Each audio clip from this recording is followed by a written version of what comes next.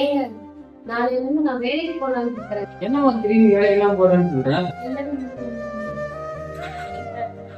அம்மா கொஞ்சம் பணம் தேவைப்படுறாங்க.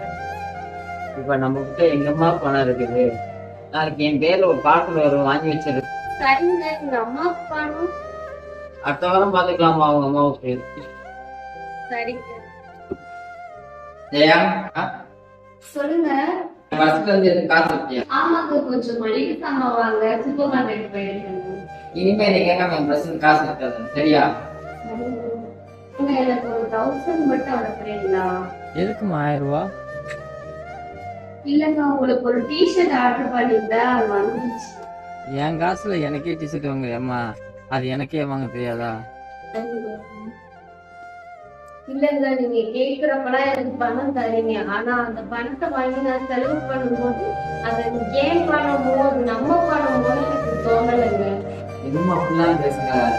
அதெல்லாம் உங்களுக்கு சொன்னா புரியாது. நான் கஷ்டப்படுற மாதிரி எத்தனையோ ஹவுஸ் ஒய்ஃபுங்க கஷ்டப்பட்டுட்டு தாங்க இருக்கிறாங்க. என்னம்மா அப்படிலாம் சொல்றேன்?